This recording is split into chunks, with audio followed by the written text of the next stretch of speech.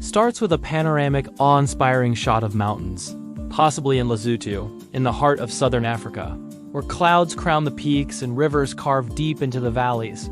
There rose a man who would build a nation not by conquest, but by wisdom. This is the story of Moshoeshoe, son of Moshoeshoe, the mountain king of Basotho. He was born around 1786, a time of great turmoil. Across the land, clans fought and kingdoms shattered in the chaos known as the Difekan, the great scattering of peoples. It was a time of fear, famine, and constant warfare. But where others saw only ruin, a young Moshoeshoe saw a vision. A people united, a nation protected by the mountains and bound together by respect. As a young man, Moshoeshoe was not the strongest warrior, but he was undeniably the wisest. He understood that mercy, diplomacy, and forgiveness were weapons far sharper than any spear. He famously said, "Peace is my sister," and lived by that creed. When enemies attacked his people, he didn't just fight back.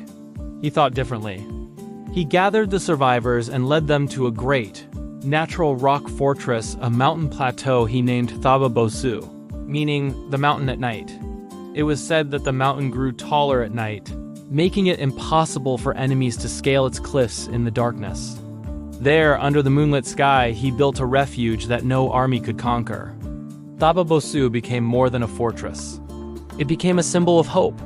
From that mountain, Moshoeshoe began to unite the scattered clans of the Basotho people. He did something radical for his time.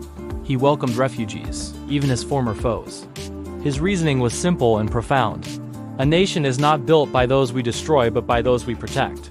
He would even send cattle to defeated, starving enemies, turning them into loyal allies.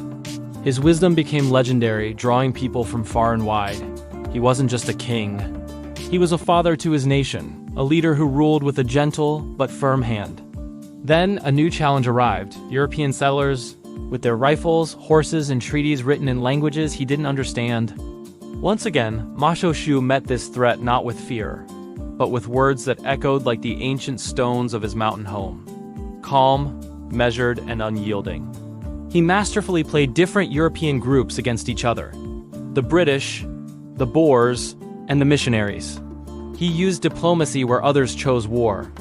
He learned to read and write, engaging in correspondence with colonial officials, always advocating for the protection and sovereignty of his people.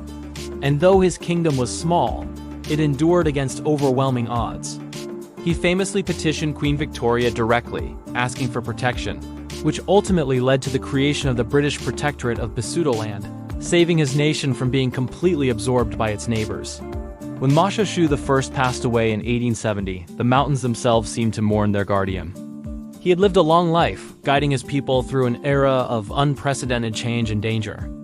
But his legacy lived on. The nation he forged, today known as Lesotho, the kingdom in the sky, still stands tall among the clouds, a free and proud nation, a testament to his vision. He was the king who built a fortress of peace in a world of fire, a leader who turned division into unity, a man whose spirit, it is said, still watches over his people from the mountains. King Moshoeshoe I, the mountain king of the Basotho. Thank you so much for watching. If you enjoyed this story of one of Africa's greatest leaders, please hit that like button and subscribe to our channel for more stories from history that deserve to be told. See you in the next video.